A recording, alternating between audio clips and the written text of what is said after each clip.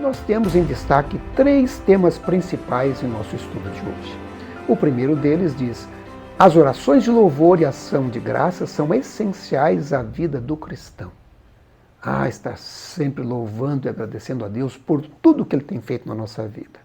O segundo ponto: é indispensável experimentar o poder transformador de Jesus e do Espírito na vida, na nossa vida, na sua vida, não é?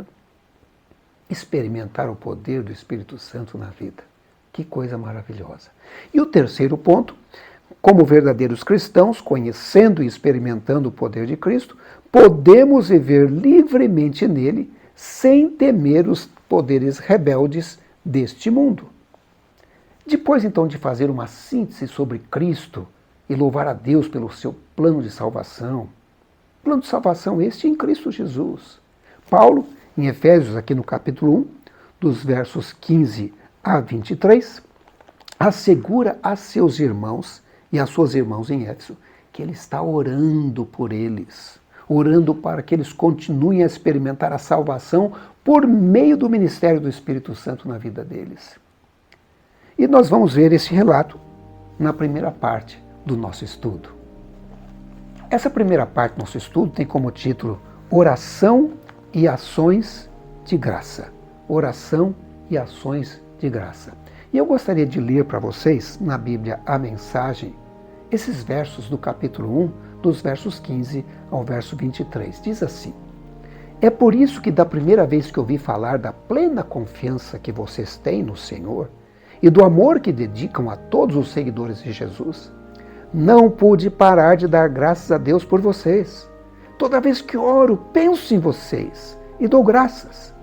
E além de agradecer, peço ao Deus, o nosso Senhor Jesus Cristo, ao Deus da glória, que os faça sábios e dê a cada um o discernimento necessário para que o conheçam cada vez melhor e entendam o plano que Ele traçou para vocês, apegando-se à imensidão do glorioso caminho de vida que Ele tem para seus seguidores, a grandiosidade absoluta de sua obra em nós, que confiamos nele, força sem fim, poder sem limite.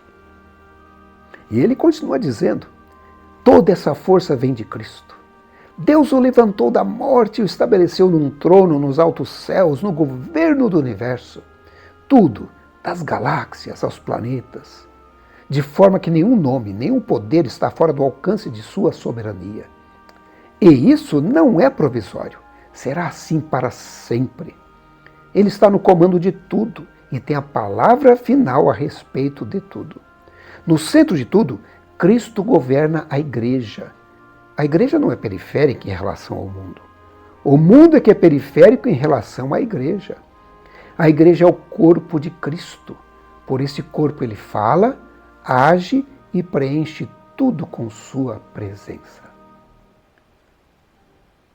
Impressionante esses textos de Paulo, né? É impressionante como ele descreve o poder de Jesus. Como ele ora. As orações de Paulo, que orações interessantes, poderosas, impressionantes. Que coisa maravilhosa. Muitas vezes, quando a gente vai orar, a gente ora assim meio pesaroso, né? Tons de lamentação. A gente lamenta mais do que agradece. Falamos mais dos problemas e das dificuldades do que das bênçãos e esquecemos de agradecer e louvar.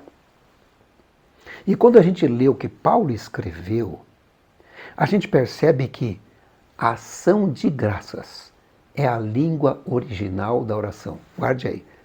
A ação de graças é a língua original da oração. Temos que agradecer as bênçãos divinas. Ajoelhou, já começa a agradecer. Esse é o segredo transformador de Paulo.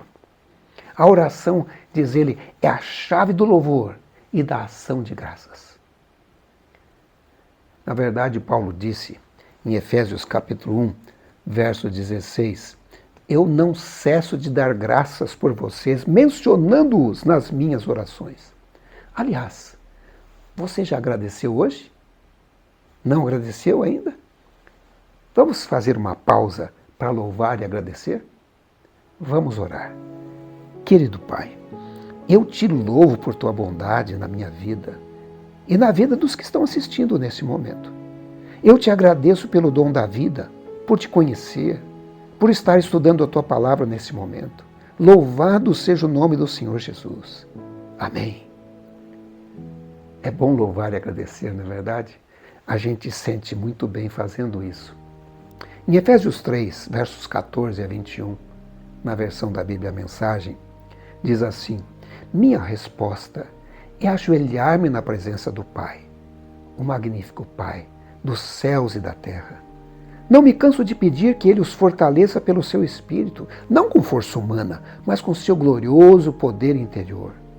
E para que Cristo viva em vocês, que o convidam a entrar no coração. Peço a Ele que, cheios do amor, vocês sejam capazes de participar com os demais seguidores de Jesus da dimensão insondável do amor de Cristo. Experimente a largura, testem seu comprimento, subam às alturas, vivam uma vida cheia da plenitude de Deus. Você sabe muito bem que Deus pode fazer qualquer coisa, muito mais do que poderia imaginar ou pedir nos seus sonhos. Quando Deus age, Ele nunca o faz de modo forçado, pois o seu agir em nós por seu Espírito acontece sempre de modo profundo e gentil dentro de nós. Por isso, glória a Deus na igreja, glória a Deus no Messias Jesus, glória por todas as gerações, glória para todo sempre. Amém. Olhe, Paulo dando louvores, dando glórias, aleluias a Deus na igreja, a Deus no Messias Jesus, glória por todas as gerações, glória por todo sempre. Louvar a Deus é algo impressionante. Existe um livro, é um livro chamado Parábolas de Jesus. Vejam que citação interessante e a utilidade do louvor, como é importante na sua vida, na minha vida, na vida do cristão. Vejam só. Louvar a Deus em plenitude e sinceridade de coração é tanto um dever quanto é a oração. Devemos mostrar ao mundo e a todos os seres celestiais que apreciamos o maravilhoso amor de Deus à humanidade decaída e esperamos maiores bênçãos de sua infinita plenitude. Muito mais do que o fazemos, precisamos falar dos capítulos preciosos de nossa experiência. É o testemunho, não é?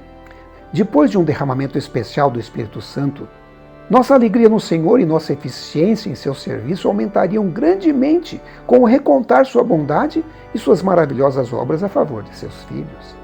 Essas práticas reprimem o poder de Satanás, expelem o espírito de murmuração e queixa, e o tentador perde terreno. Cultivam aqueles atributos de caráter que habilitarão os moradores da terra para as mansões celestes. Um tal testemunho terá influência sobre os outros. Não pode ser empregado o meio mais eficaz de conquistá-los para Cristo. Olha que coisa impressionante. Então louve, agradeça a Deus, né? Diga sempre: louvado seja o nome do Senhor, aleluia. Eu me lembro de uma história que eu li já faz bastante tempo, de um homem que ele tinha um apelido na cidade de Senhor Louva-a-Deus. É porque ele estava sempre louvando a Deus. Ele encontrava uma pessoa e falava: louvado seja Deus por isso, louvado seja Deus por aquilo. Sempre louvando. E as pessoas puseram o apelido nele de Senhor Louva-a-Deus. E um dia, ele foi ao dentista, e o dentista estava um pouco preocupado com o Senhor Louva-a-Deus, porque o Senhor Louva-a-Deus, ele não tinha, às vezes, o desconfiômetro. Às vezes estava em um lugar, num ambiente, e gritava: louvado seja Deus, e as pessoas até assustavam. E o dentista falou assim: vou esperar que ele não faça um louva-a-Deus aqui dentro do meu consultório, vai assustar os pacientes que estão esperando aí. E aí pegou uma revista, né? Uma revista sobre turismo, e deu para ele, falou assim: o senhor vai lendo um pouquinho enquanto aguarda, tá bem? Tá bem. E o dentista voltou lá para o consultório, estava atendendo o paciente, e o senhor Louva-a-Deus começou a folhear a revista ali, a revista de turismo. Chegou um momento, o senhor Louva-a-Deus deu um grito: louvado seja Deus! E as pessoas se assustaram, e o dentista falou: não é possível, eu dei para ele uma revista de turismo, que é que o senhor Louva-a-Deus achou numa revista de turismo? E o senhor, louva a Deus, ali com a revista, gritando, louvado seja Deus, o dentista sai e fala, o que aconteceu, senhor? Ele falou, sabe, eu estava lendo nessa revista e eu me lembrei de Miqueias, porque aqui fala sobre a profundeza do mar, como tem uns lugares profundos que são quilômetros de profundidade. E eu me lembrei que Miqueias diz que Deus lança os nossos pecados nas profundezas do mar, louvado seja Deus. Certamente o senhor, louva a Deus, era uma pessoa muito feliz, porque estava sempre louvando a Deus.